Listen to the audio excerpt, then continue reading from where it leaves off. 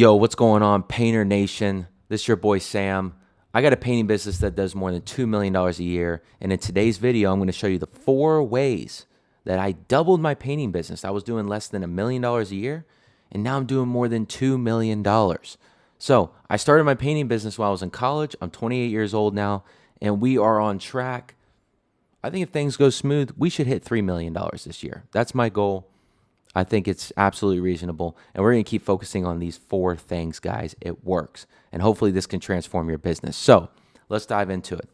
The first thing, guys, everyone wants more leads. So let's talk about marketing.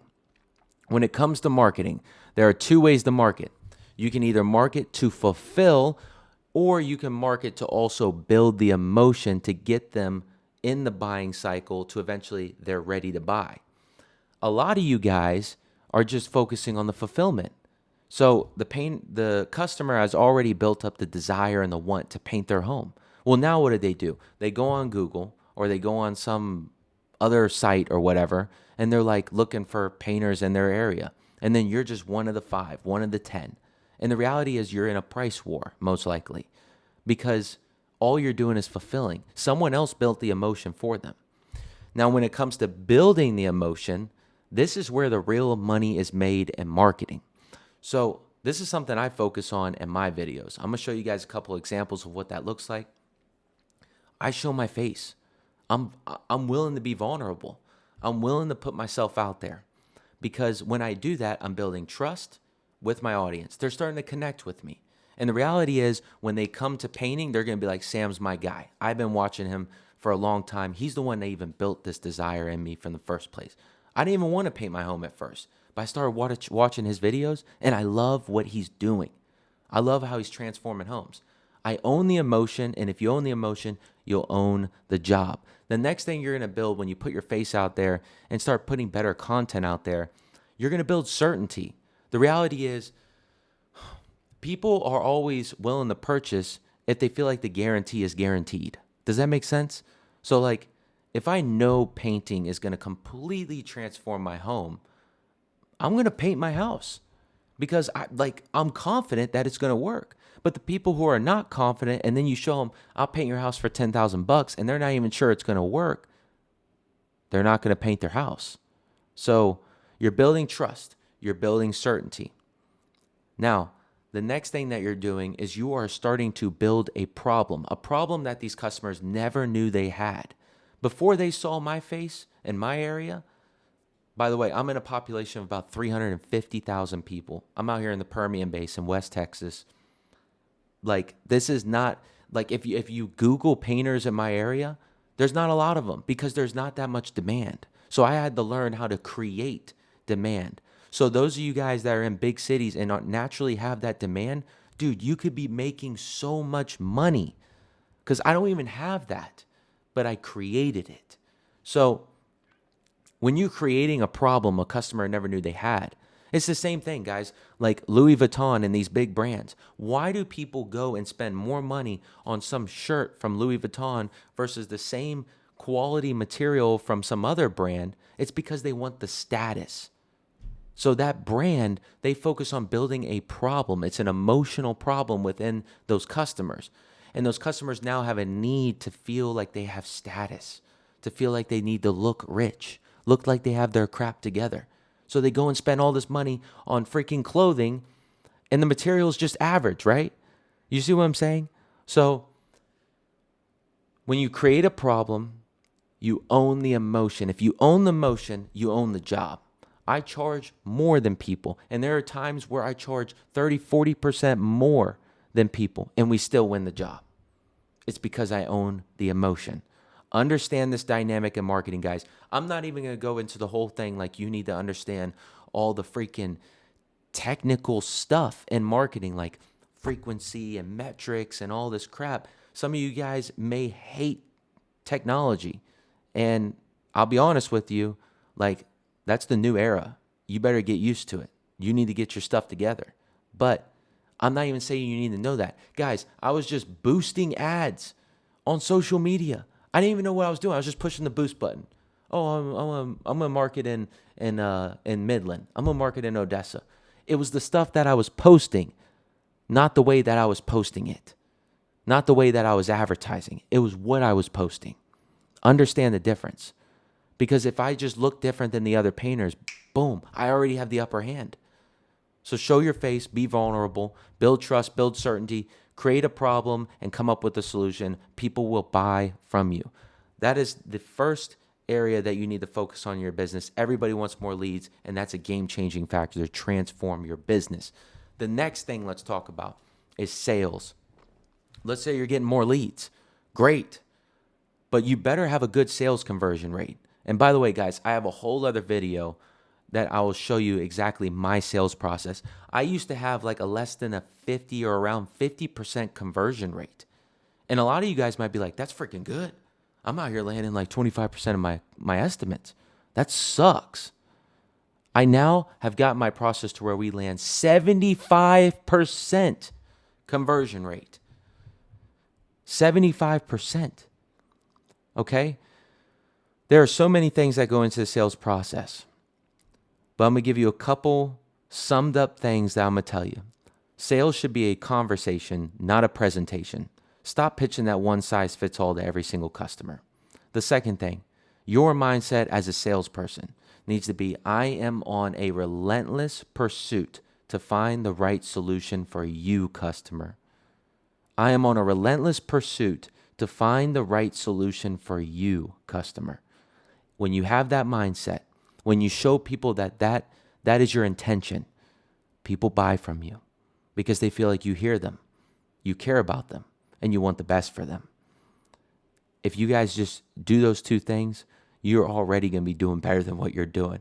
But watch my full sales video because that thing works, okay? And now, when it comes to sales, there's a couple simple things that you guys can do. Number one, itemize everything. If you're doing exterior trim on a house, I itemize the fascia and soffit from the siding, from the doors, from the garage doors, from the windows, from the decorative trim. Everything is itemized. Understand this. This is a large ticket item. Thousands and thousands of dollars. You're about to throw a piece of paper that is worth thousands of dollars to this customer. Itemize it. Stop giving them this lump sum crap. Then there's no way to go from there. Oh, okay, I don't like the price. Let me talk to my wife. Some objection. And you're like, what do I do? But if you itemize it, at least you can start taking things off. You can start discounting certain things. You can start coming up with more solutions. The more area you have in your tool bag for more and more tools to solve the problem, the more bids and estimates you win. It's that simple. So itemize your quotes, please. The next thing that I'm going to say, a lot of you guys hear these people talking about upselling. I'm going to tell you what works for me, and it's downselling. So when I go into an estimate, and let's say it's like a full interior job, I'll be honest with you. The first thing I do, number one, my marketing is unbeatable. So like I go in, they already trust me. They're already certain like I'm the guy. Now I just have to find the right solution for them.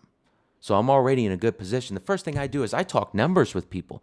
I have built a calculator based on square footage of a home that I can be like, hey guys, I built a little bit of like rapport. I don't talk about personal stuff. I talk about the job. I understand what they want, the emotion behind it all. And then I talk like, look, let's talk rough numbers here for a second, guys, because I just want to make sure before I go and start spending an hour or 2 hours measuring that I'm doing the right thing here for you guys. We're finding the right solution for you.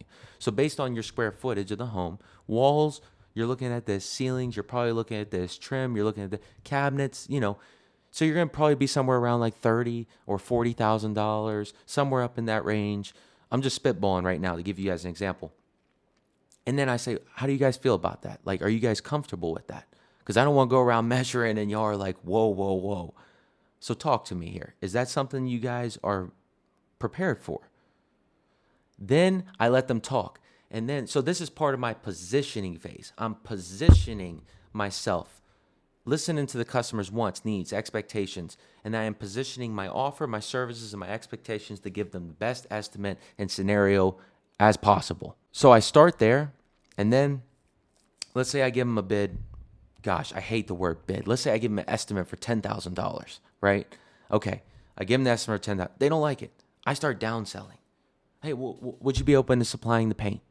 Okay, because there's markup on the paint. Let's eliminate the markup. I'll tell you what you need to get. It's just an hour or 2 hours of your time to go get it. It's that simple. But you'd be surprised. So many people hand me a check and they're like, I don't want to deal with it. But if you want to save money, let's do this. Okay, are you willing to do flexible install date with me? Okay, so have your stuff in your tool bag ready to go to validate the discount you're going to give them to get them where they need to be to sell the dang job and get it on the schedule. Okay, so I use downselling. And those are some of my positioning methods, guys. Once again, watch my sales video, way more in depth on this stuff. It works. When you start doing these things, guys, your sales conversion rate starts to increase. Okay? Now, let's say you have 10 estimates and your average job size, which I'm going to get to in the next section here in a minute, but your average job size is $5,000 per job. If you do 10 estimates and you guys are landing 50%, which y'all might think that's good, okay, that's $25,000 in revenue you landed in that week of 10 estimates. Cool. Well, what I'm telling you is that if you gave me those same 10 estimates, I'm going to land 7 out of 10. That's $35,000 in revenue in 1 week. Multiply that times 4. That's a $40,000 difference. Multiply that times 12. That's almost $500,000 difference in revenue because I know how to sell and you don't. Learn how to sell. And it's not selling ice to an Eskimo. You're not forcing crap to people.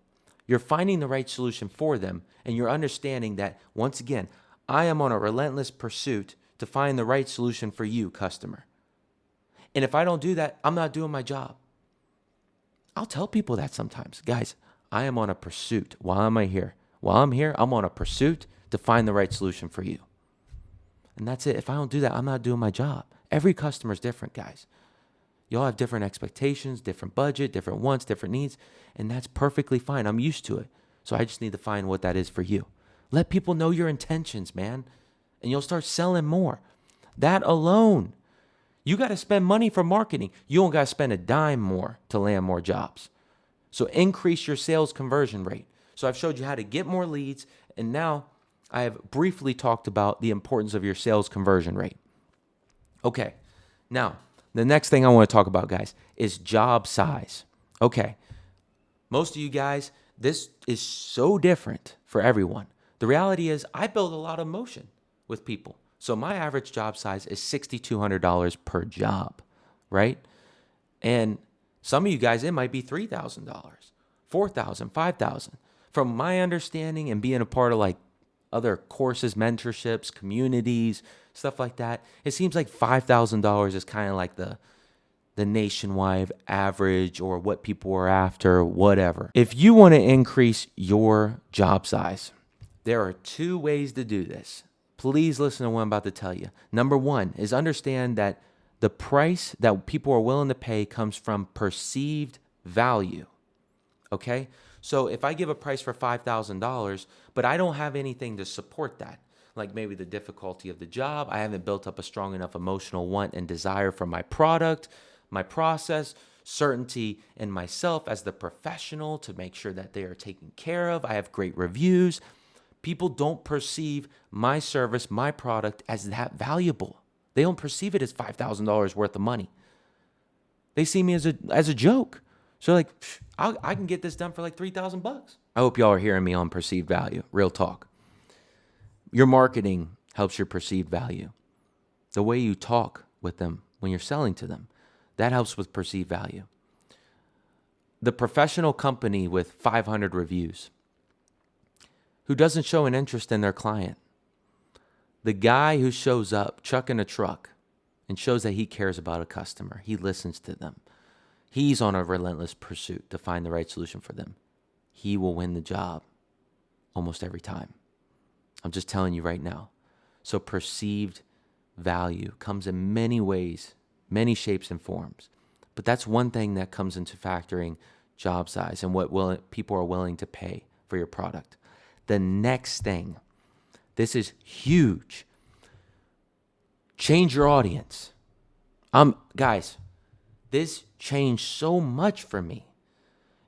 If you don't want to make much money, solve broke people problems. This is the most honest way I can tell you. If you want to make more money, solve rich people problems. I do jobs where I'll go out and I'll quote someone $2,000 and they're like, can you show me a breakdown of the job? And then I go to a rich person's house and I quote them 20 grand. And they're like, here's the deposit. When can you get started? No questions asked. Understand your audience, right?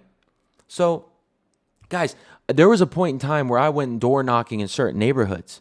I kid you not. I'm going to tell you this story. It's crazy. I knocked on this door and she was like, I want to stain my fence. And I was like, okay. All right. Dude, I just wanted to test it.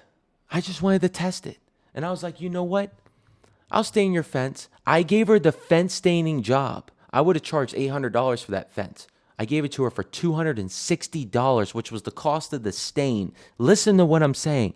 And she said, okay, I'll need to think about it. Understand who you're selling to. It will change everything for you. Solve rich people problems. You can solve rich people problem prices. You can make rich people problem profits. You can give a rich people problem process. Better reviews, better process, better employees. You name it. Change your audience. Those are 2 ways, guys, that you can change your job size. So hear what I'm saying? Game changer. All right. The last thing. Reduce your labor expenses. What's the biggest cost in painting? It's labor.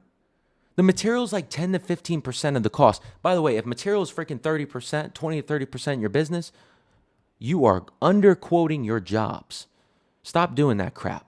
You're working for free. Stop doing it. 10 to 15% is what your material should come out to. Okay? Now listen. Labor. I have subcontractors. I deal with subcontractors. It's way better. It's less liability. They come with their tools. They come with experience. I can filter them in and out. Come on, next man up, next man up. It's easy. It's better. Now listen. When it comes to finding the right subcontractor, there is one thing that is a huge part of this. Let's say I bring him to a job, or I show a video of a job, or I show a work order of a job. And I'm like, hey, this is what I pay for this job. Okay. Are you comfortable with the price? This is what's going to determine whether or not they're comfortable with the price. How long does it take them to do it? I'm telling guys, that's the reality is there is no right or wrong. Please understand this. Some guys will go out and they'll look at a kitchen cabinet. Like just think about normal kitchen cabinets. And they'll be like, I'll do that for $2,000. Why will they do it for $2,000? Because they have the paints, the primers, and the process to probably do in 2-3 days, max. They can do it fast. Then you see other guys who are like, I'll charge $6-7 grand for that cabinet. They take 2 weeks. They take the cabinets to their shop. They do all this other extra stuff. I'll charge $6-7 grand for it. So when you're finding subcontractors, it's the same thing. You need to find a guy that works in your system. It's not that your prices are wrong for your subcontractors. You just haven't found the right guys. I'm telling you this. I used to pay 50% just to subs. So I was making like 30 to 35% on each job, gross profit. And now I make 60% gross profit. I reversed it. The guys that work with me, they make good money. I have found processes that are more simple. If a customer asks me to do something more difficult, I might talk them out of it a little bit. I stick to my guns. I stick to what's going to make me, my team, everybody the most money, and still solving the problem for the customer. That's what I focus on, guys. So my guys still make great money with me. And I find guys that work for my system. So those are the 4 things, guys. Leads, sales, job size, and reduce your labor expenses. And you can transform your business today. So I hope you guys enjoyed this video. I'm going to put my contact details in here. Let me know in the comments what you guys think about this. I get passionate about this, so forgive me if I get a little rowdy at some point. But I'm going to put my contacts in the or in the description, whatever, how it goes. You can contact me. This is what I do, guys. Like, I'm here to help. I'm here to provide you guys value. And I hope that you found this video valuable today. Let's go. Let's blow up and transform our painting businesses today.